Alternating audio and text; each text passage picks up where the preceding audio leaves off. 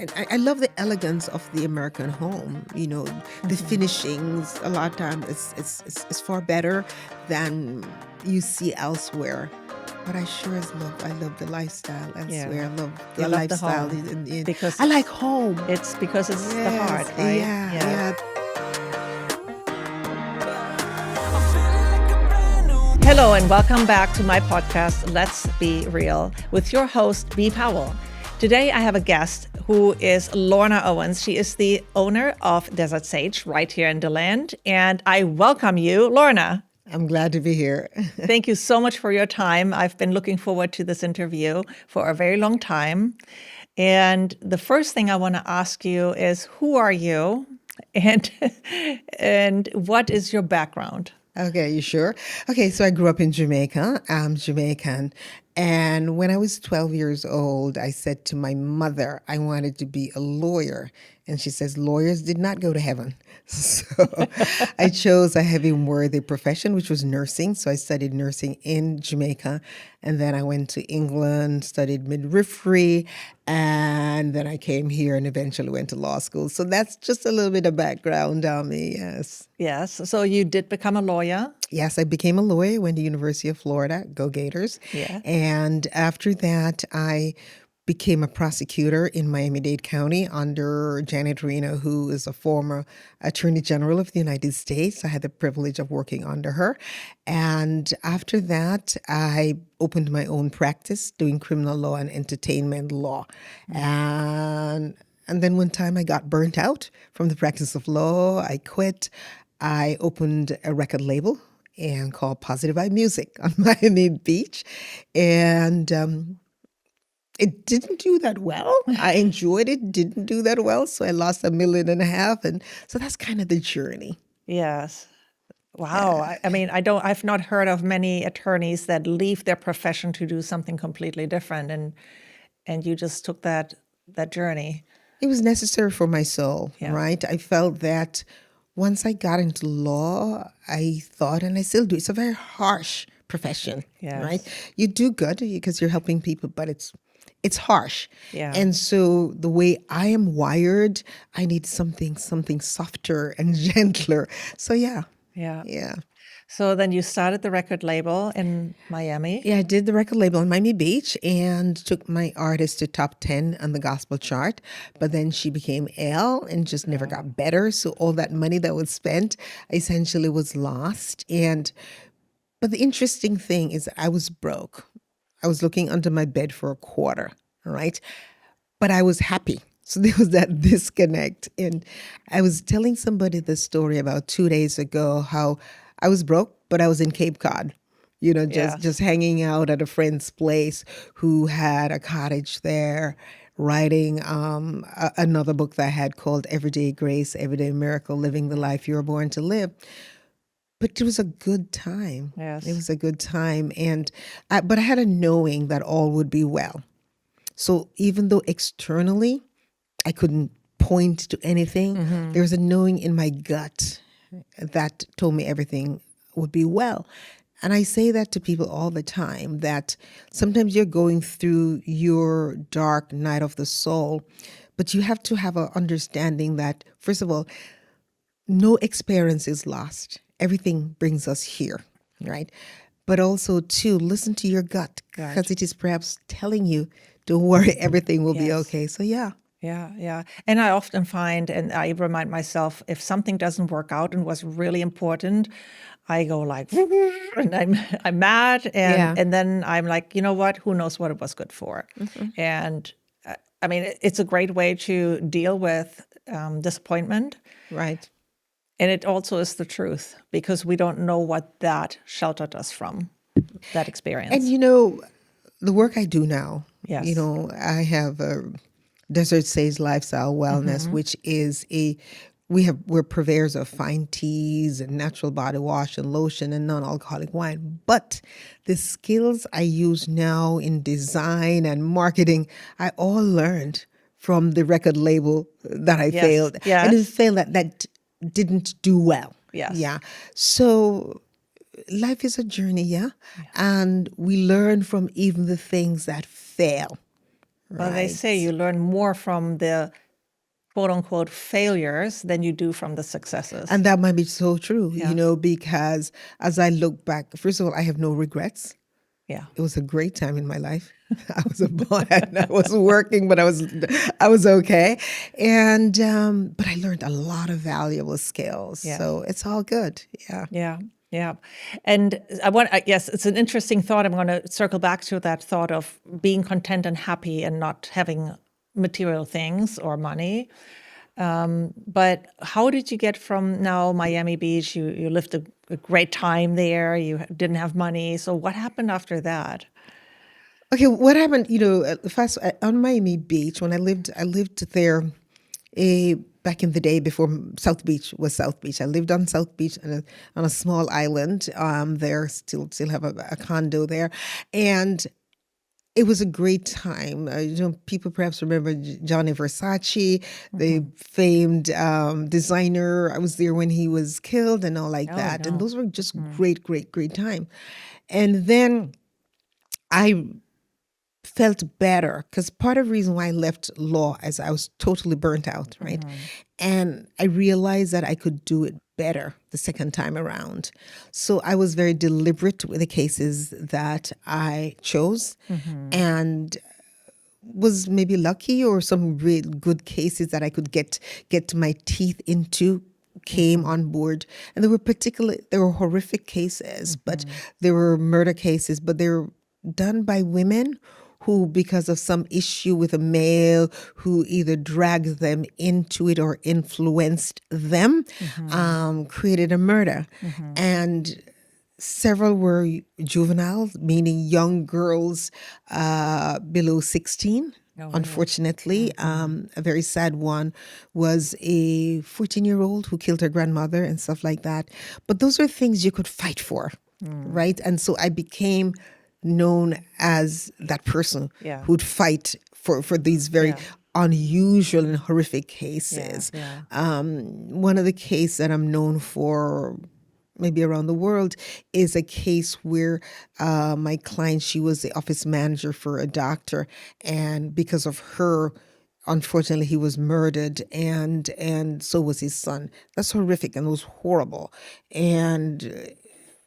But you fight, you fight. And so I chose better next time around, not just things that came through, but things that spoke to my soul, right? And then I did that for a long time. And then I was living in Coconut Grove now, just when COVID came, and minding my own business, and a voice said, "It's time to move." Yes. I don't have anywhere to go. I wasn't planning to go. Yes. I was Miss Coconut Grove.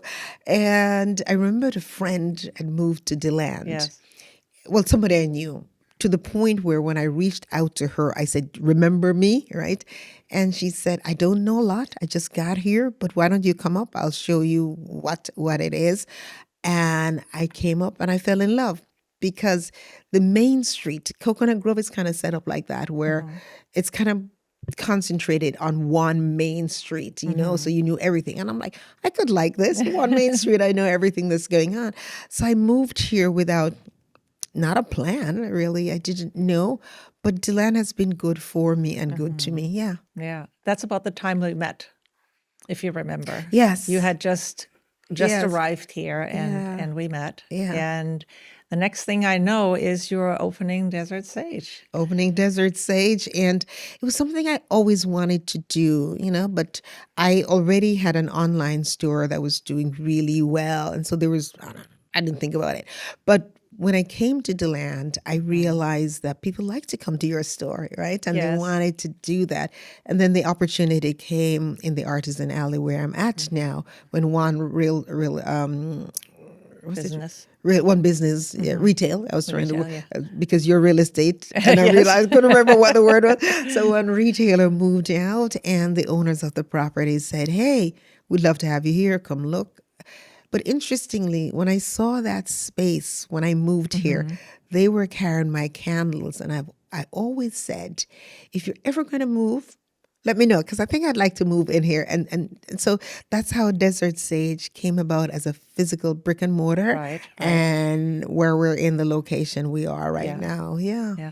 So you wrote several books, Yeah. and one of them is this one, Yeah. right? Desert Sage, Desert Wonderful World of of Tea from Tea, Ancient Leaves to Modern right? Wellness. So I love tea, but Yes. honestly, I had no idea that there is so much more to it. And Yes. I just opened this briefly because I have not read it yet, I will admit.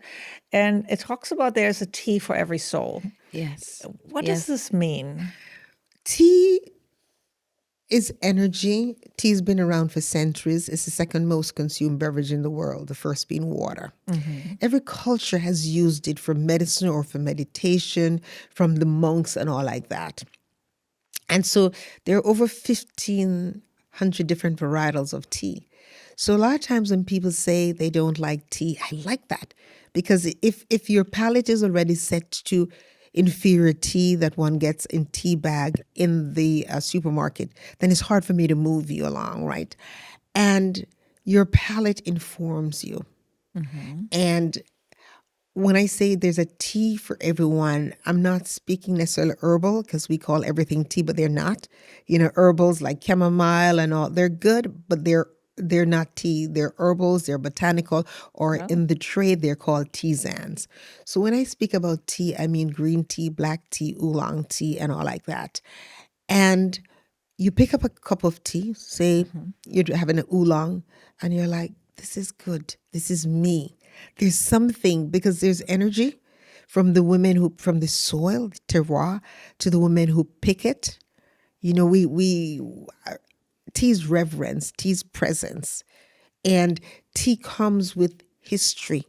And the women, more often than that, the women who pick it, right?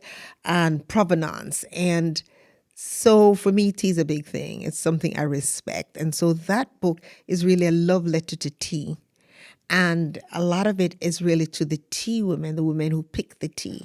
Because I go often to the countries where we get our tea. I was recently in Kenya and had the opportunity to pick tea with the women. It's hard work. It's hard work. Believe it. You know, with a basket on your forehead, and it's really hard work.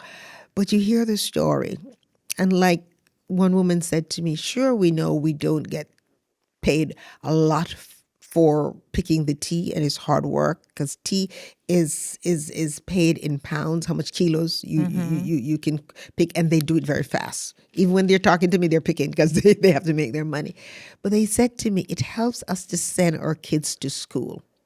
You know, so but back there, you know, there's black tea, green tea, oolong tea, pu'er tea, you know, silver needle tea. I mean, like teas and tea, hochicha, lapsang souchang, and there is a tea, and it speaks to you, and that's gonna become your tea.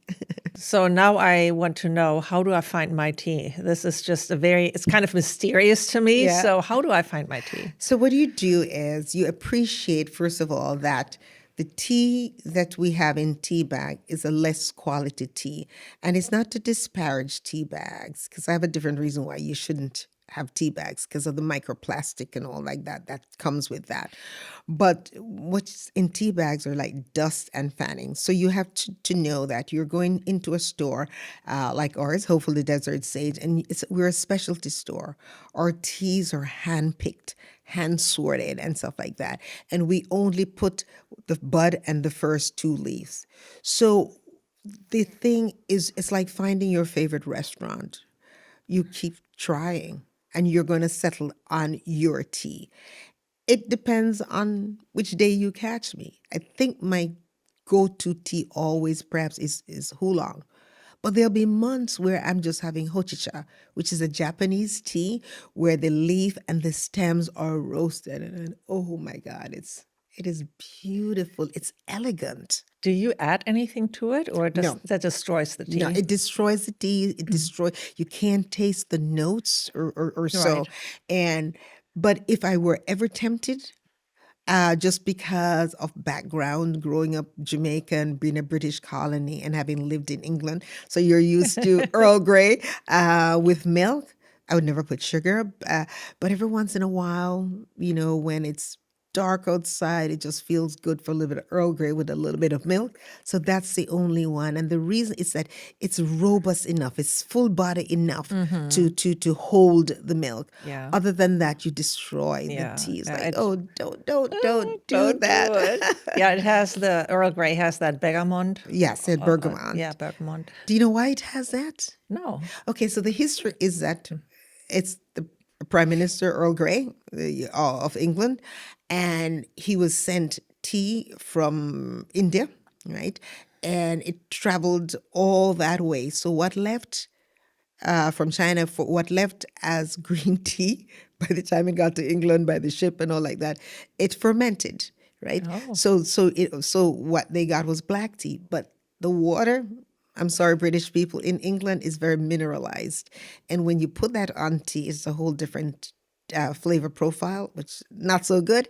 So to cover the mineralization of and the lime in the water, he had his chef come up with a concoction, and they figured that bergamot, which is a fruit, it's a cross between, I don't know, a grapefruit and something, tempered that taste. So that's how bergamot ended up in Earl Grey. And the tea is never Earl Grey unless it has bergamot. It just is. Yeah. Right. Interesting. Yeah. So if I wanted to find my tea and you said try it, do you have like tasting sessions that Yeah, you we have offer? tea tastings. Tea tastings? They just have to reach out to us and we taste. We usually taste at least 3 teas, which would be a black tea, a oolong, and a green tea. And we also, for good measure, throw in something herbal like with turmeric, ginger, and lemongrass because they have great health benefits.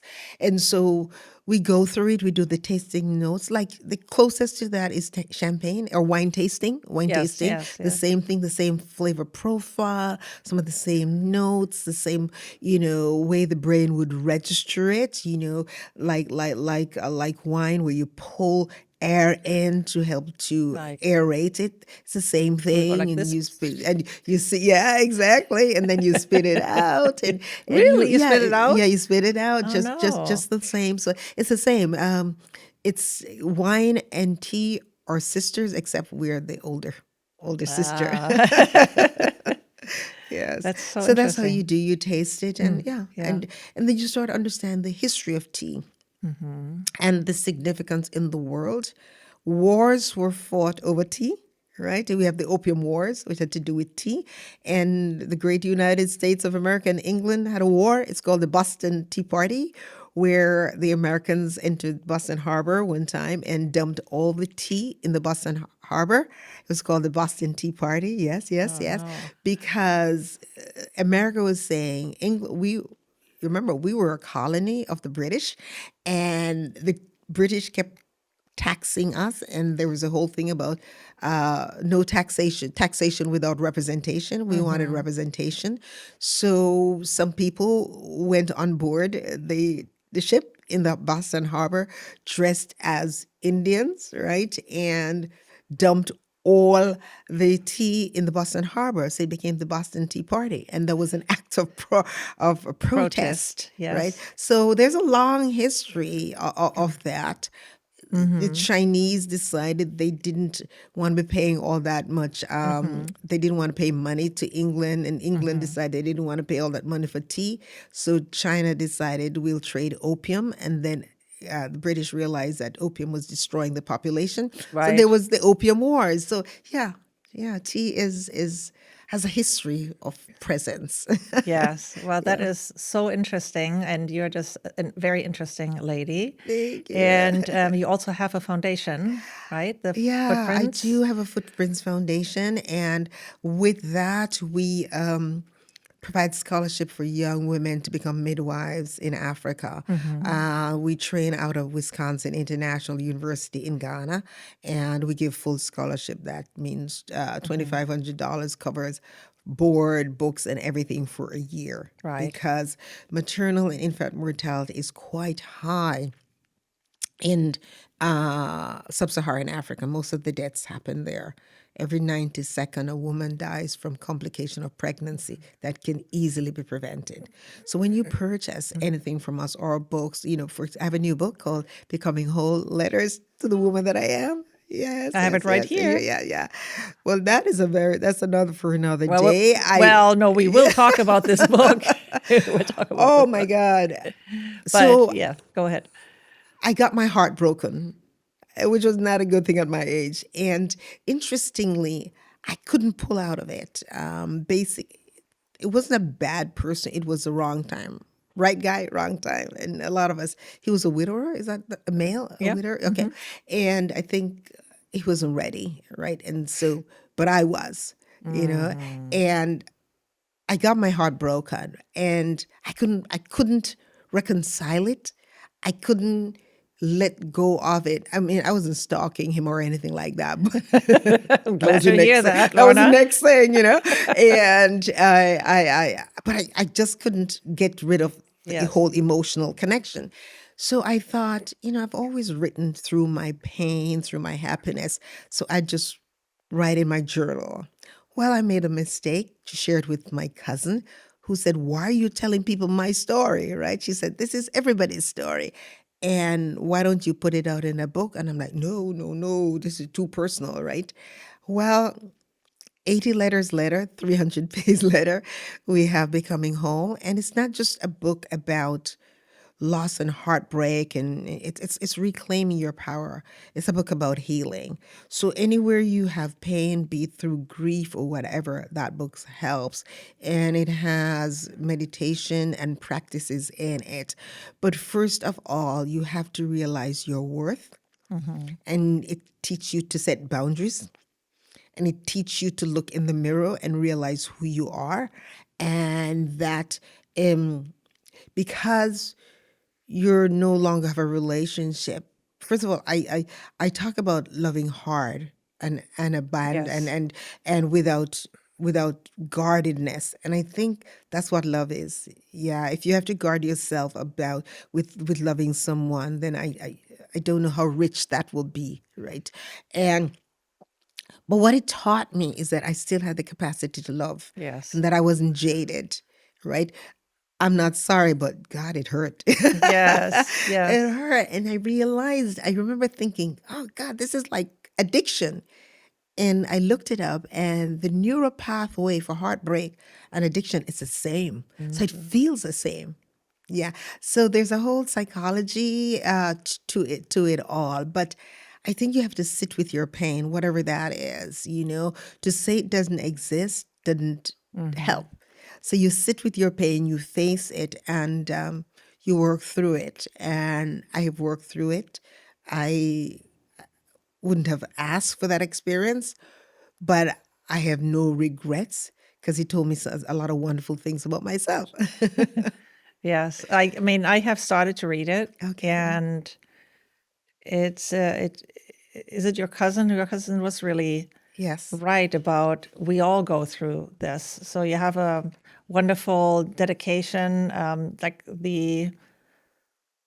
Can I just read a Yes. couple? Okay, Yes. I'm going to read the couple of lines of the dedication to all the women who have loved and lost and still choose to rise, even when worry wrapped itself around your ribcage, even when you couldn't sleep for the weight of it, you rose. And I particularly like the ending. I'm going to read that. Sorry. You remind me that I am not alone. May we all continue becoming, even when we worry, even when we wonder, we are still worthy, we are still whole. Yeah. It's lovely to hear somebody else read your words to Yes. you. Yeah, How because does it you're make you feel hearing those words?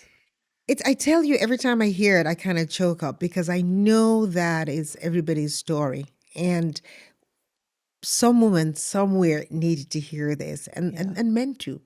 A man bought the book, and then came back and bought three for his daughters, and also told his story, of being married and infidelity, and he sat there and he went through it, and I felt his pain, right? So I think that We have to give ourselves grace, amazing grace. I have goosebumps right Yeah, now. yeah. Give ourselves grace, amazing grace. And as I go around the world with that, because I believe that's what it takes for us to sit with ourselves and to sit with each other and speak truth Yeah. and say, yeah, I'm that person in that book, Yes, yes. Yeah.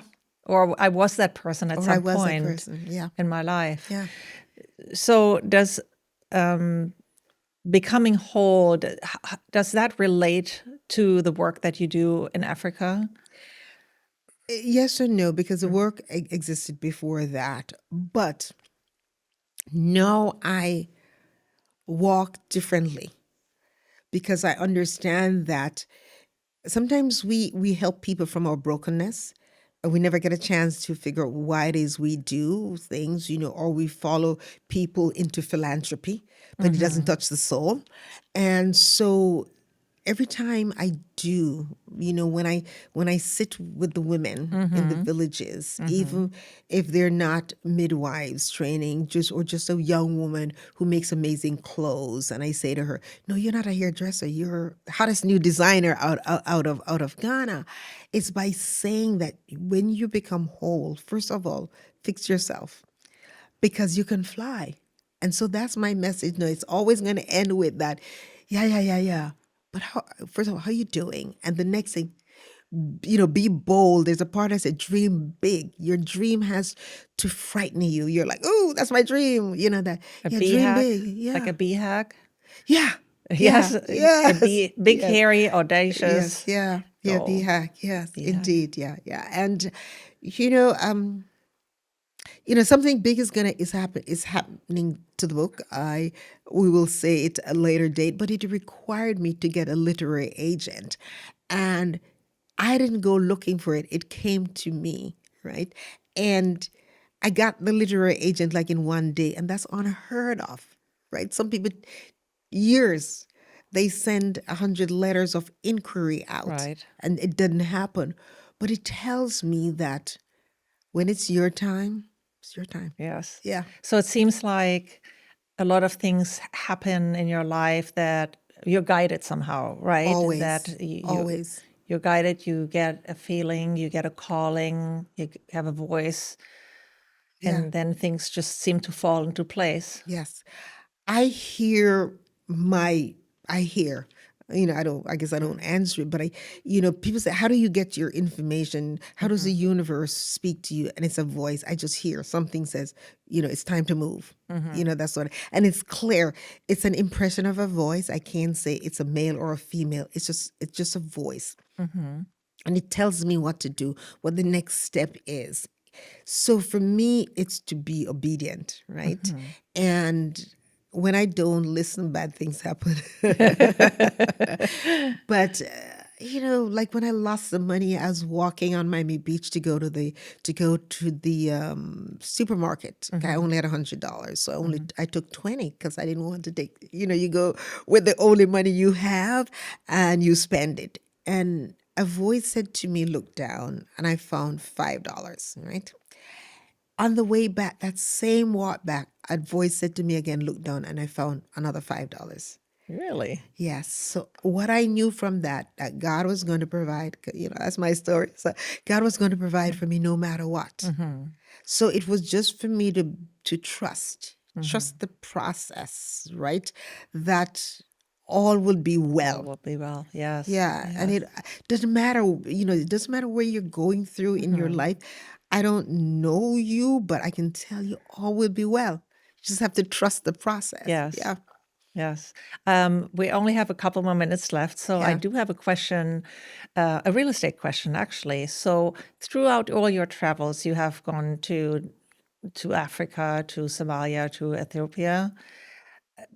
When you look at how they live, it's obviously very different to the United States, but how they live, what they're happy with, which brings me Yes. back around to our initial conversation about the tea pickers. Does that impact you, how you feel about real estate, homes, owning homes here in the States where you live? Yes. I do. I think that we have we don't enjoy our homes. We have houses, right? And we have beautiful bathroom, and we make a spa bathroom. We don't even go to a spa, but we make a spa bathroom. And we never do. We never do it. We have big kitchens with chef kitchens, but we never cook. Yeah. Or we do. I love parties. I love dinner parties. And so for Valentine's Day, I'm throwing a Valentine's Day party for 4 of my single people. And we're going to bring out our beautiful crystal and flowers and all like that. People have so little. They love their homes. They love their family, and they wouldn't rush out in the morning to my Maasai brother Salulu. He can't understand that we leave our house and go to an establishment to buy coffee. Like, you mean you don't sit at home with your family and have tea? Dada, me and my sister, you don't sit at it. That's foreign, and the communion. So you'll find me always having people over for dinner, and I do the best I can. I put out pretty, right? I like it pretty and my china, and I want you to be a wonderful guest in my home to the best of my ability. And I think because that generosity I see around the continent, and even in Jamaica, I say there's no greater girlfriend love than you can get from the women in Jamaica.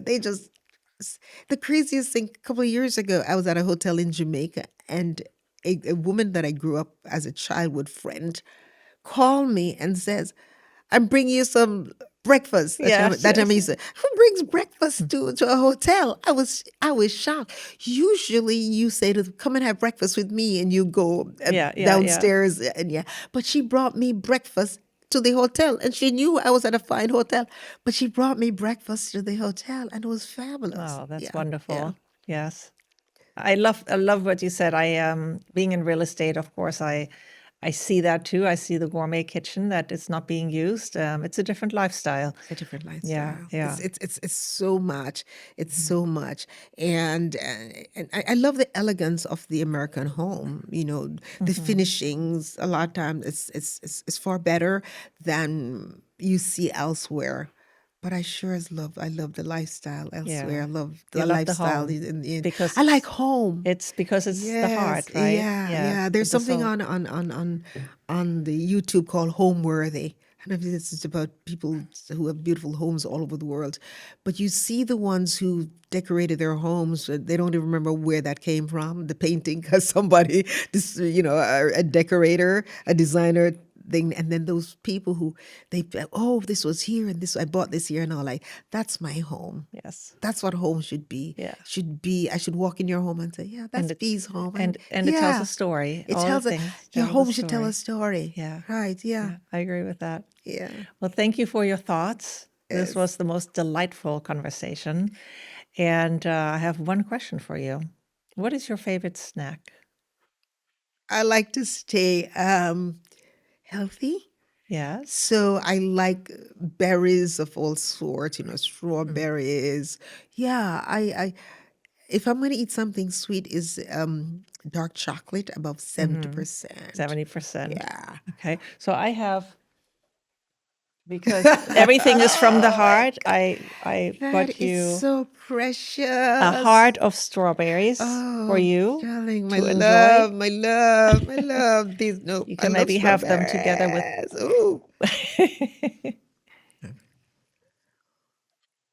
there. Good. They're good. They're good? Strawberry time. Thank you so much for coming, Lorna. It was such a pleasure having you. Thank you. My joy. Thank you. Peace and blessings. Thank you.